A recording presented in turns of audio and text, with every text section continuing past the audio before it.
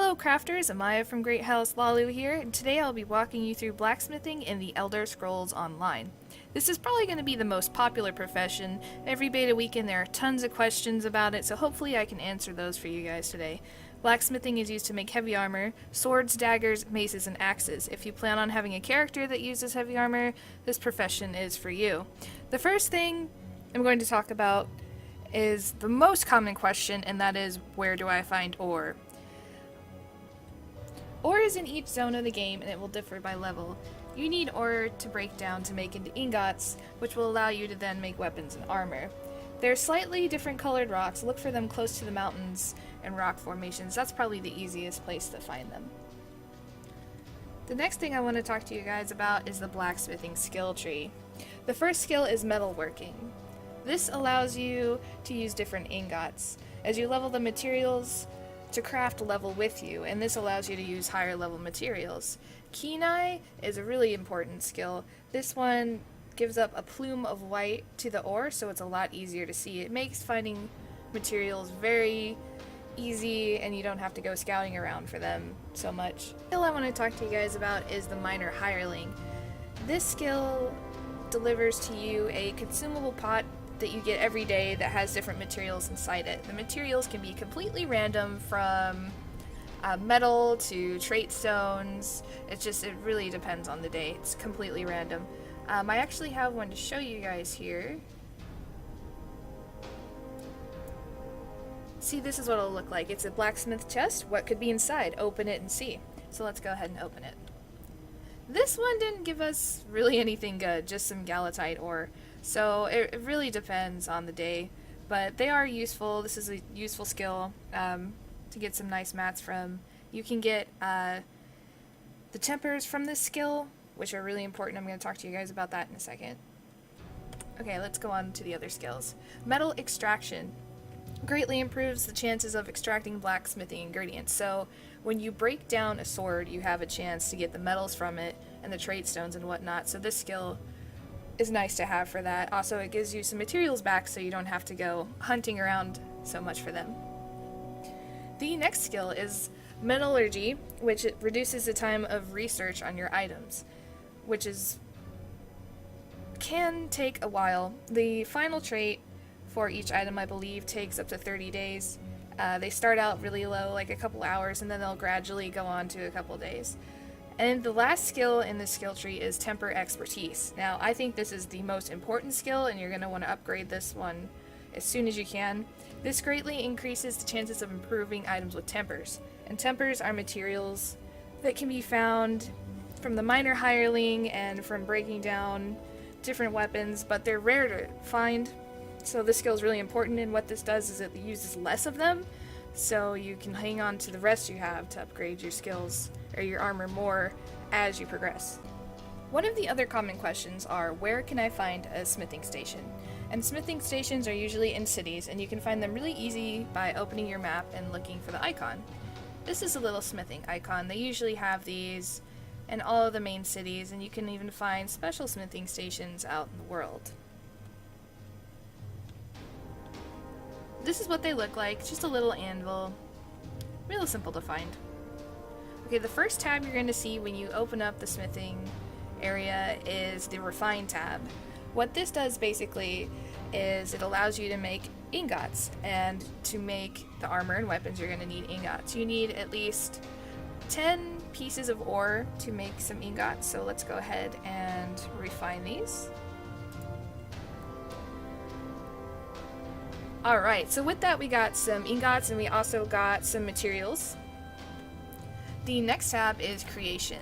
This is where you're going to make all of your weapons and armor. As you can see up here, you have a slot for weapons and a slot for apparel, and you can switch between those freely depending on what you want to make. You also have these boxes here that you can tick based on what knowledge you have and what items you have. And this kind of cleans it up a little bit, takes out some of the stuff if you don't have it, makes it look a little more streamlined. And we have 4 options here. We have the type, material, style, and trait. The first thing I want to talk to you guys about is style. You will start with the style of your race. And what style does is basically it changes the appearance of your weapons and armor. I am a dark elf, so I started out with the Dunmer style. So all of my weapons that I make will be in that style. And to obtain other styles, you have to have a book called a racial motif. Now these are pretty rare and they're hard to come by. They are going to always be in the blue rarity, and they will say racial motifs in front of their name. I'm going to put a little annotation for you guys. If you go check out my woodworking tutorial, I have one in there to show you, but they're really rare and hard to come by. So unfortunately, I don't have one to show you guys right now. The next thing I want to talk to you guys about is traits. These you learn by researching weapons and armor. And they give your weapons different attributes, like faster attack power or longer time for enchantments to run out. For example, this one, powered, reduces the cooldown of weapon enchantments by 30%. You need research items to learn traits, and then you must have the gem to create the weapon or armor with that trait. For example, I would need 1 chiselite to make a powered weapon or piece of armor. You can find these gems in lootable containers, from the miner hireling, and in crafting bags. So let's go ahead and make a weapon. We're just going to make a little orcalic axe here. So I've got my materials. It's going to be in the Dunmer style, and it's going to be powered. You don't have to know any traits to make a weapon. You can make one without traits, but it's always good to learn and have one. So let's go ahead and make this axe. Okay, now I have my axe, and that just goes right into my inventory. Now that we have crafted our weapon, we can improve it, if you have the materials. Down here are the temper materials which you're going to use to improve your weapon. Make sure you have more than one of these on you at all times, as there is a chance for it to fail, and you don't want your weapon to be destroyed. So you go ahead and take whatever weapon you have. Here's our little orcalic axe. And as you see here, there's a percentage chance of this weapon being improved.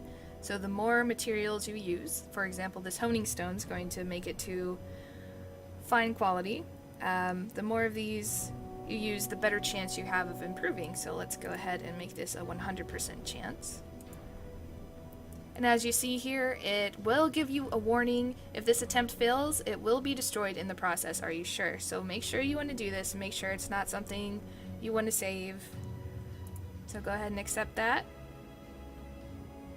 Now we've got a green rarity axe, and you can continue doing this all the way up through legendary, but you have to have the materials to do this. And this is where the temper expertise skill comes in. Once you have the points in that skill, it takes less material to upgrade the items. I have more of my skill points slotted in that tree, and that skill particular, so it takes me a few less than it would somebody who does not have that skill. Now I'm going to talk to you guys about deconstruction. This is the act of breaking down armor and weapons. When you deconstruct, you get experience in the blacksmithing skill tree, and you also get materials from the items you break down. Let's go ahead and break down some items. We're going to go ahead and break down this dagger here. So as you can see, I got some galatite, bone, and ruby. Some pretty nice materials, and those just go directly into your inventory. The final thing I want to talk to you guys about with blacksmithing is research. This is the final tab over here. And this tab allows you to research items and learn the traits from them. This also destroys the item in the process though, so make sure it's not something that you're using or that you want to use eventually. And you only learn 1 trait per item. So if I learned the powered trait for the sword, I might not have it for something else. See, I learned it for this dagger here, and I do not have it on my sword. So once you learn the trait, it's just for that item only. The first items you research are going to go by pretty fast, like a couple hours, and then they gradually take more time, as I described to you guys earlier. So let's go ahead and research something real quick. So we're going to go ahead and this Galatite Battle Axe of Flame, and this will give me the training trait for this particular item. And as you can see, this one takes 6 days and 9 hours, but I've almost got all the traits unlocked for the Battle Axe, so that's why it takes so long.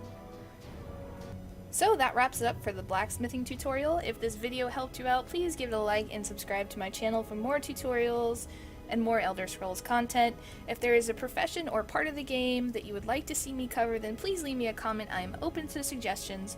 Follow me on Facebook and Twitter for news and updates, and follow me on Twitch. I will be streaming at launch and then on. And I will see you guys in Tamriel.